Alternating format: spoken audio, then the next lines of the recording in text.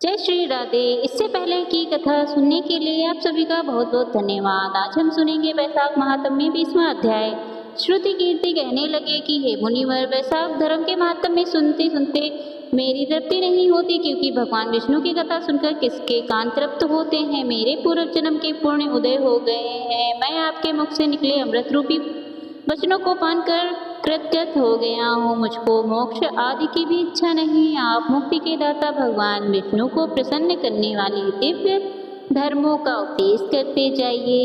इतनी वार्ता सुनकर श्रुतिदेव जी बोले कि राजन, पापों का नाश करने वाली मैं एक और कथा कहता हूँ। पंपा तीर पर शंख नाम वाला एक ब्राह्मण सिंह के बृहस्पति में गोदावरी के किनारे आया और भीमरथी के पार कांटे युक्त पहाड़ी वन में गया, जहाँ न जल था न मनुष्य था। वह मध्याह्न के समय वृक्ष की छाया में बैठ गया।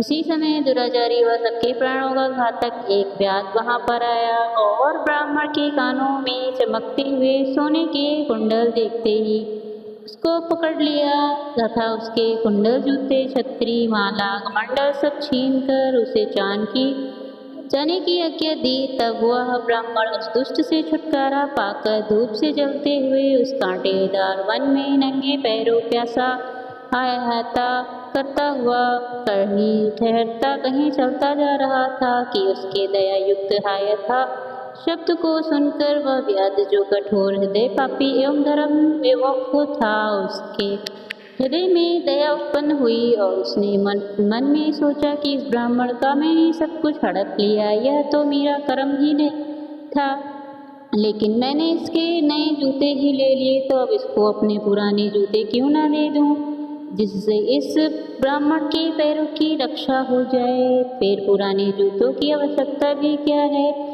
ऐसा विचार कर उसने अपने पुराने जूते उस ब्राह्मण को दिए। उन जूतों को पहनकर वह ब्राह्मण अति सुखी हो उस व्याध को आशीर्वाद देने लगा कि तुमने वैशाख मास में जूतों का दान किया, अतः तुम्हारे पुण्य उदय हो गए, क्योंकि ऐसे दान से भगवान हरि प्रसन्न हो जाते हैं। उस ब्राह्मण से इस प्रकार आशीर्वाद सुनकर व्याध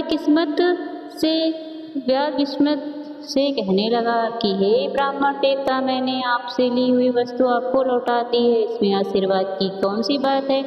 जो अपने वैशाख मास में हरि की प्रशंसा की, सो यह वैशाख और हरि कौन है तथा उनका क्या फल है। ऐसे व्याध के वचन सुनकर ब्राह्मण शंख विचारने लगा कि सब कर्मों का फल जन्मांतर में ही मिलता है। अतः ब्राह्मण बोला कि हे व्याध, तुमने मुझको पाप नाश करने वाले जूते दान किए, इससे तेरे पूर्व जन्म के पुण्य उदय हो गए। भगवान तुम पर प्रसन्न है। उसी समय मृत्यु द्वारा कल्पित एक सिंह व्याध के वध के लिए दौड़ता हुआ आया, परंतु बीच में एक देवकल्पीय हाथी को देखकर पहले उसको मारने का उद्योग करने लगा। फिर उस वन में उस सिंह और हाथी का घोर संग्राम हुआ, जिससे वे दोनों थक गए और एक दूसरे को देखने लगे।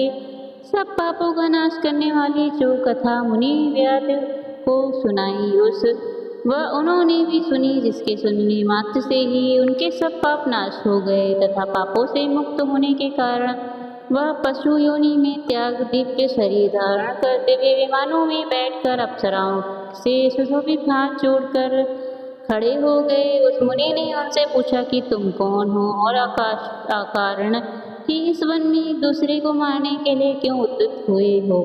तुम्हारी मृत्यु कैसे हुई, यह सब कथा विस्तार पूर्वक हमसे कहिए। 20वां अध्याय यहीं पर समाप्त होता है। जय श्री राधे। इसके आगे का अध्याय सुनने के लिए मेरे चैनल को सब्सक्राइब करना ना भूलें। धन्यवाद।